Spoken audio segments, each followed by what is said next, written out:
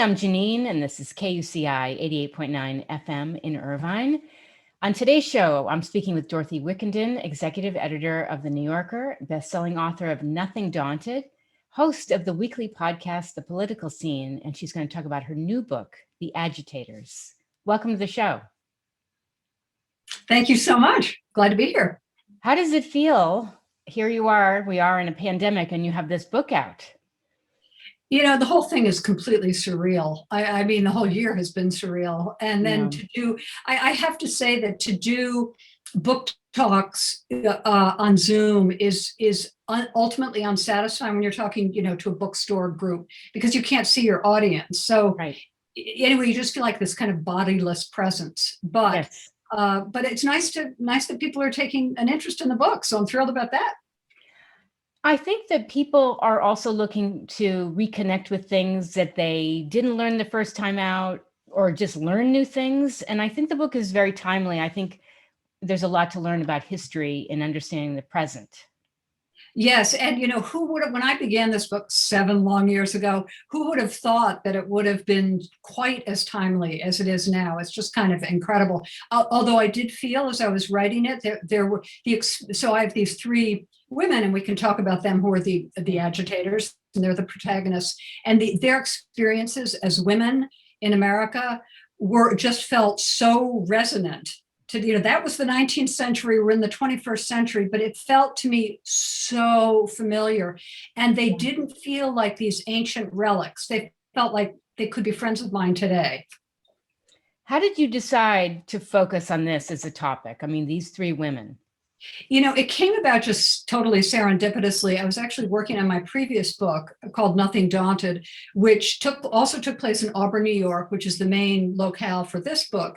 And so I had no idea that this was going to be my next book. I was working on that one, which was about my grandmother, who grew up in Auburn, and her best friend. And it was 1 year in their life, 9 years after they graduated from Smith College, when they went out they decided they weren't married. They were old maids, and they decided they were going to go out to the western slope of Colorado and teach school for a year in a 1-room schoolhouse to the children of homesteaders. I mean, a completely crazy thing to do. And I was lucky enough to have her letters. And when I was listening to her oral history, she happened to say that her grandparents had lived next door to William H. Seward and his wife, Frances. And William H. Seward was, among other things, the Secretary of State to Abraham Lincoln during the Civil War. So I went to Auburn for the first time in my life. I went to the Seward House Museum, and I checked out her story. It turned out to be true. And I got a private tour of the museum by this wonderful young woman who didn't want to talk about William H. Seward, even though the whole museum is kind of a shrine to him. She wanted to talk about his wife, who was this very shy, did not want to have anything to do with his political life. He was a big glad-hander. She was very cerebral. She liked to stay home, read books. But also, I was told by this young woman, she was this complete abolitionist, women's rights fanatic. Whoa. And nobody had ever written that before. So she took me down into the basement kitchen, the original basement kitchen of the house, which is where Frances Seward harbored fugitive slaves on the Underground Railroad. And then she said, and she became very good friends with Harriet Tubman. And I said, Harriet Tubman?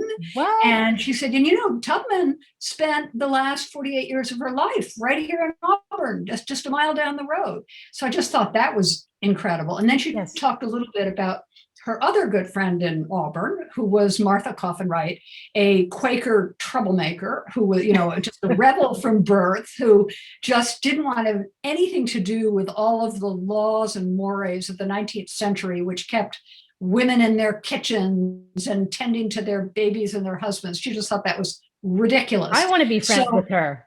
I know. She's great. And the best thing about her is she's hilarious. She's very funny, as I discovered in her letters. And as this young woman at the Seward House told me, Martha Coffin Wright put the funny into feminism. And it's so true. She's just a wonderful character. I mean, who would have thought? You have just come upon these women that are just incredible for their time. Incredible for their time. Now, Martha, I discovered afterward, because I was curious about all of this, and I sort of even though I had to finish my other book, I just wanted to know more about these women.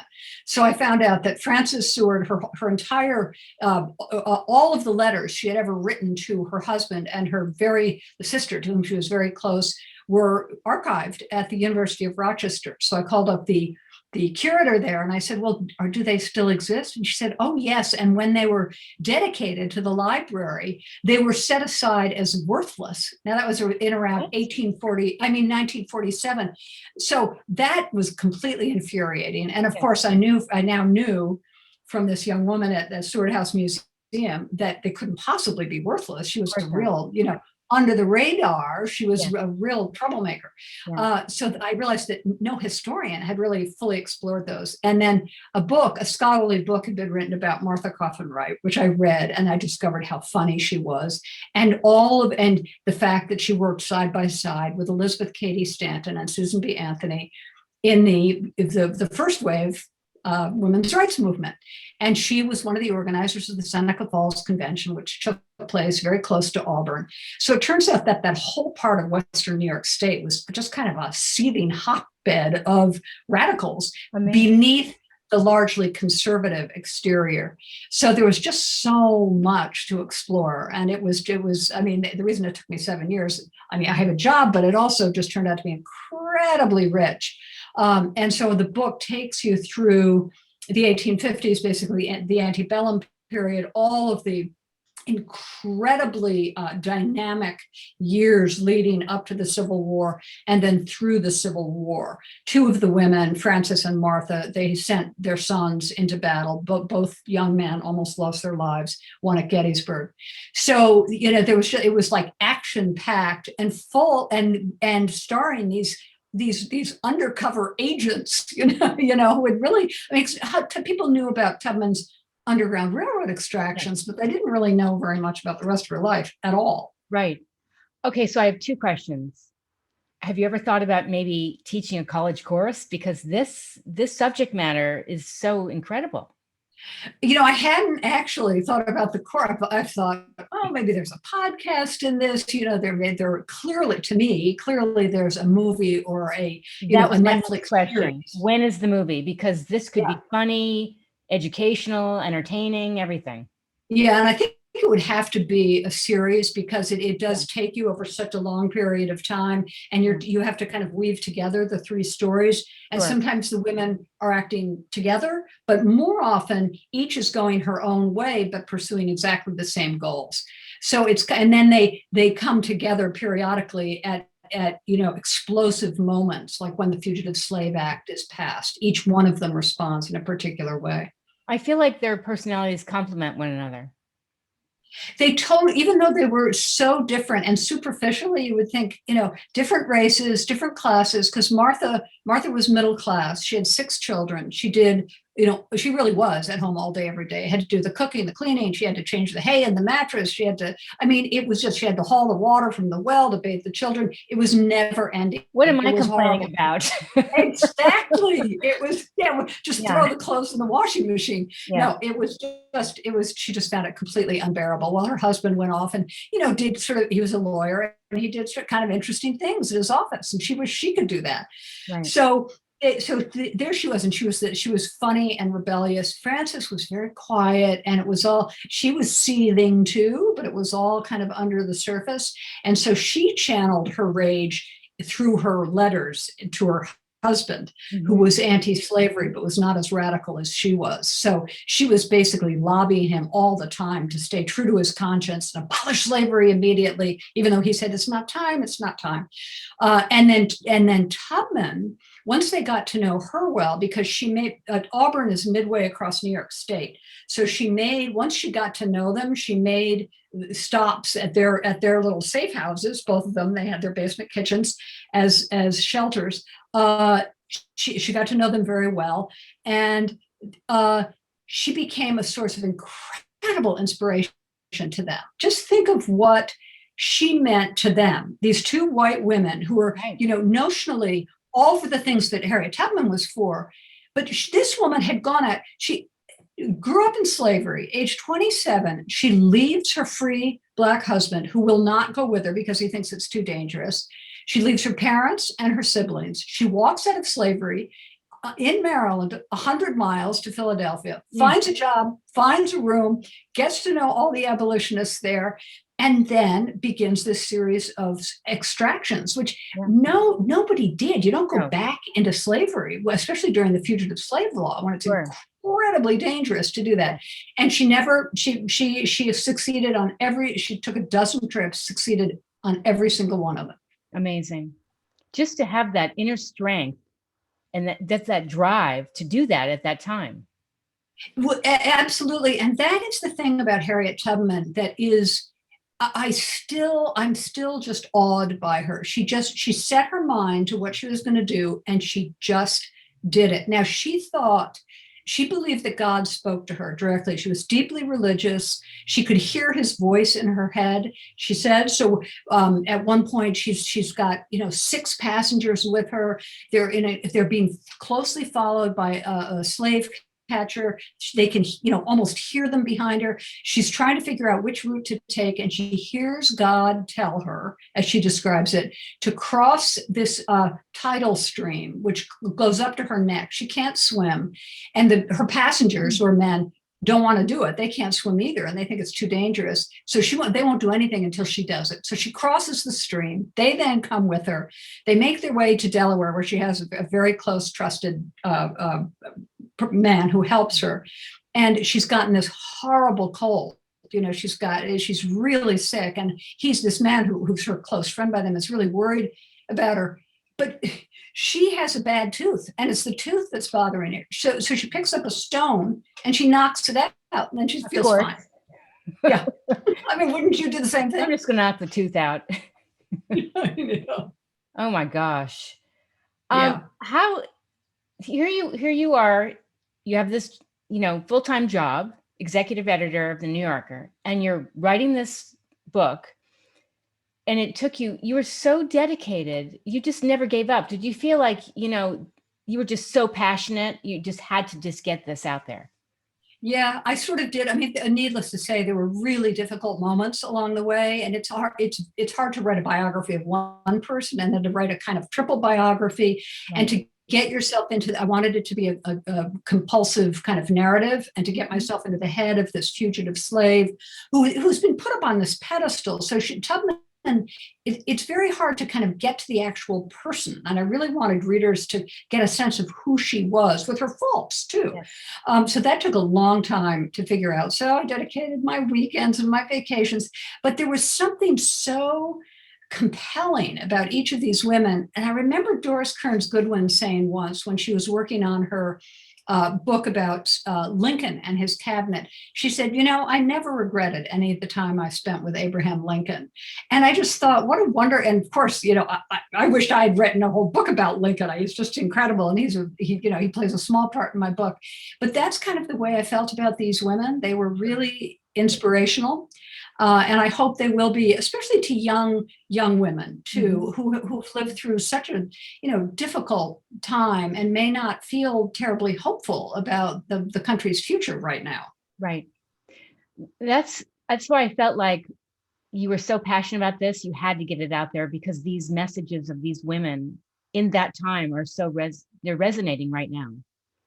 Yeah, and the thing that is so I'm writing the book, and I doing the research, and I come across this passage of Martha I'm reading her letter, writing to her sister in 1840, saying that she was arguing with her husband because she was saying that the woman she had hired to help her with her sewing, because she made all the clothes by hand for her family, including for her 6 children and her husband, that this woman should be paid the same thing that they paid the man who helped him with her husband with his outdoor chores. 1840, equal wages for women. He thought that was the most preposterous thing he had ever heard. And so she wrote, I know. So she writes in her letter, so David went off to hoe his asparagus. He didn't want to hear any more of this nonsense. So that, again, it's just so vivid. And I thought, okay, so women today are still fighting the good fight. Yes, still. Oh my gosh. What else would you like people to know about the book? Well, I guess the other thing that I kept thinking about is that here, these went, I like looking at history kind of from an inside out perspective, a way that mostly male historians, until very recently have looked at history, which is, look at the men who shaped the world. I like to look at the Americans who have been forgotten, who lived through times of enormous change and helped bring it about. So here are these three women who had no political power at all. On the contrary, they were the most powerless members of society.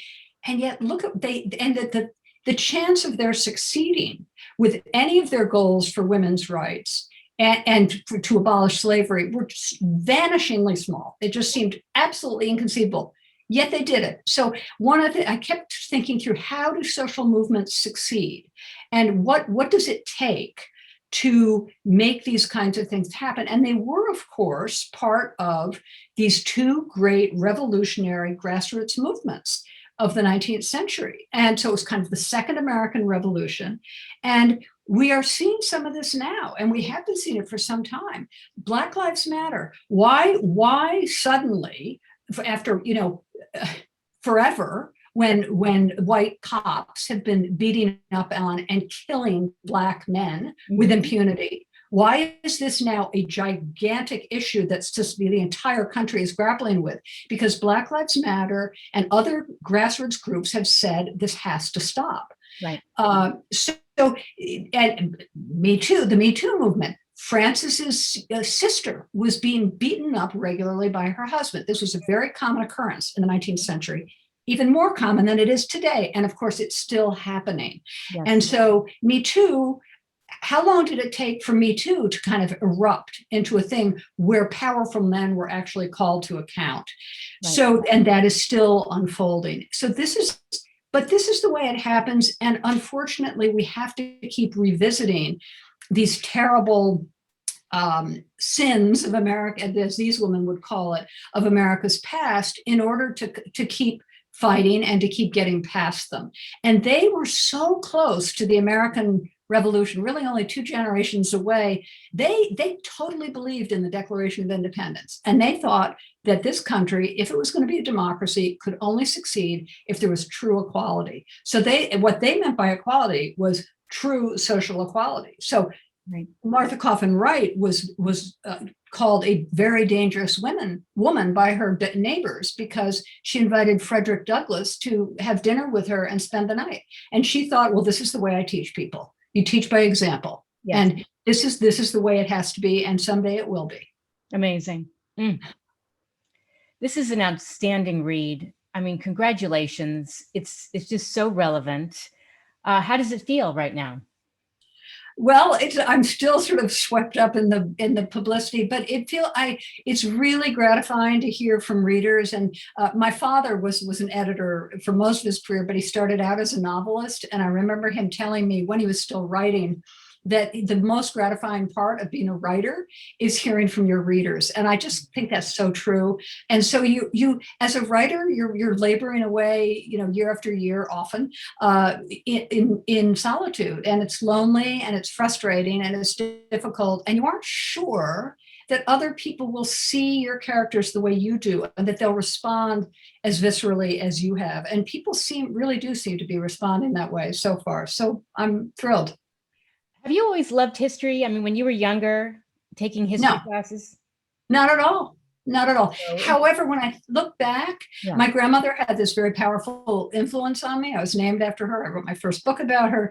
And she's in that book, I say she was one of the first women to go to college. She went to Smith College, and she talked about one of her history professors, and she said, "Oh, I love those classes because he made history come alive, and he made you feel that those people were just like you are, that they're with you today." And so I thought, that's the kind of history I'm interested in, and that often isn't taught, unfortunately. Yeah, I think the way history was taught, especially for me, it was just so boring. Here's a textbook. Read something, regurgitate the facts. I couldn't get into it. Yeah, no, not even in college. I did take a graduate course about Lincoln and the Civil War with a great Civil War historian, David Herbert Donald. And so but that was back in 1989. But it had been kind of percolating in the back of my head. And I had gotten interested in, a different period of American history when I wrote my previous book. So I've always loved Lincoln. I just find him such an endlessly fascinating character, as were so many of these figures, Charles Sumner, and even the less appealing characters in the book, Henry Clay. They all make John Brown. They all make appearances, and you get to know them through these women, which is kind of amazing. And they write very, very frankly about all of them. I love how lit up you are. I mean, if anything, people are going to see this conversation and think, look at what she did. She submersed herself in history and, just the backstories of all these women, and you brought this to life. Well, thanks. It's a it's a long road. I'm an editor for the most part, and so I often say to my writers, "Why are you a writer? It's so hard." But you get it's an obsessive quest. Once you're into it, you can't tear yourself away. Well, I mean, it's definitely a state of flow for me. You get into that flow state, in that term I love in positive psychology, where you lose yourself. You get involved in, yes, whether it's fiction or nonfiction. That is something very powerful for people to experience right now. Yes, it is. And I did feel, even though my book is full of blood and tragedy, but somehow to be able to take myself away from the particular horrors that we're living in now and learn so much. You can spend, as you can spend an entire day, and it's you look up and it feels like only an hour has passed. Exactly. It's really extraordinary. And then it's with you. You've got these characters who are kind of with you for life. Definitely. One last thing I wanted to ask, because even you touched on it, how, here we're in a mental health pandemic, especially the younger generation. They've lost jobs, internships, milestones. What advice would you give someone who, is writing, they're struggling, or they want to pivot and get involved in writing? I think you just have to follow, you have to get past this. And I think everyone, especially right now, after a year plus of the pandemic, feels exhausted and a little depressed. And you have to just kind of somehow tap into what excites you or what enrages you. And that's one of the things that these women were driven, I think, by rage at the absolute injustices that they were experiencing and that other Americans were experiencing. And then as they built their networks, they realized how much they had in common with everybody else who was fighting for the same goal. So, and also that positive change can happen and you can help make it happen. And I think that's an incredibly kind of inspiring idea, that you aren't just this kind of passive sufferer. And look at Harriet Tubman, what she had to overcome in order to do what she did. Yes. Where can people find out more about you in the book?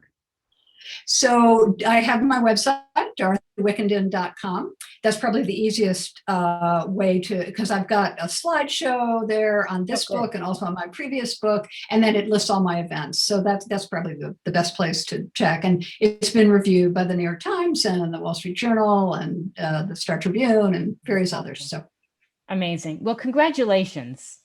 Thank you so much. It's so nice to talk to you. You too.